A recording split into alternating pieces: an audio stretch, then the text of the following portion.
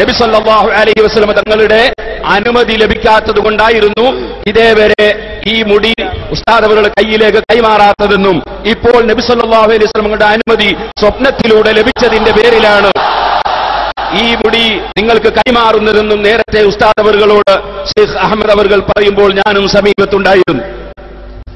ഏത് ഉസ്താദ് ഉറക്കിൽ വന്ന് പറഞ്ഞാലും, ഉസ്താദിന്റെ ഉസ്താദ് വന്ന് പറഞ്ഞാലും, ഏത് വലിയന്റെ കോലത്തിൽ വന്ന് പറഞ്ഞാലും, ഒരു മനുഷ്യന്റെ കോലത്തിൽ വന്ന് പറഞ്ഞാലും സ്വീകരിക്കാൻ വകുപ്പില്ല. കാരണം അല്ലാഹുവിന്റെ റസൂല് പഠിപ്പിച്ചത് എന്താണെന്ന് ഹദീസിന്റെ ഗ്രന്ഥങ്ങളിലുണ്ട്, പരിശുദ്ധ ഖുർആനിലുണ്ട്, ഇമാമിങ്ങളുടെ കിതാബുകളിലുണ്ട്. അത് തള്ളിയിട്ട് ഒരു സ്വപ്നത്തെയും മാനദണ്ഡമാക്കാൻ പാടില്ല.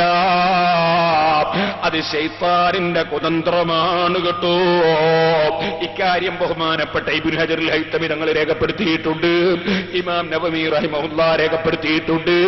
ലോകത്തുള്ള എല്ലാ ഇമാമിങ്ങളും അവരെ കിതാബുകളിൽ ഇക്കാര്യം എഴുതി രേഖപ്പെടുത്തിയിട്ടുണ്ടെന്ന് ഞാൻ എന്റെ സാധാരണക്കാരെ ഓർമ്മപ്പെടുത്തുകയാണ്. ഇപ്പോൾ നബി സല്ലല്ലാഹു അലൈഹി വസല്ലം തങ്ങളുടെ അനുമതി സ്വപ്നത്തിലൂടെ ലഭിച്ചതിന്റെ പേരിലാണ് ഒരു സ്വപ്നത്തെയും മാനദണ്ഡമാക്കാൻ പാടില്ല. ഇപ്പോൾ നബി സല്ലല്ലാഹു അലൈഹി വസല്ലം തങ്ങളുടെ അനുമതി സ്വപ്നത്തിലൂടെ ലഭിച്ചതിന്റെ പേരിലാണ് ഒരു സ്വപ്നത്തെയും മാനദണ്ഡമാക്കാൻ പാടില്ല. ഇപ്പോൾ നബി സല്ലല്ലാഹു അലൈഹി വസല്ലം തങ്ങളുടെ അനുമതി സ്വപ്നത്തിലൂടെ ലഭിച്ചതിന്റെ പേരിലാണ് ഈ മുടി നിങ്ങൾക്ക് കൈമാറുന്നതെന്നും നേരത്തെ ഉസ്താദ് അവர்களോട് ഷെയ്ഖ് അഹമ്മദ് അവർ പറയുമ്പോൾ ഞാനും സമീപത്തുണ്ടായിരുന്നു. അത് ശൈത്താനിന്റെ കുതന്ത്രമാണ് കേട്ടോ.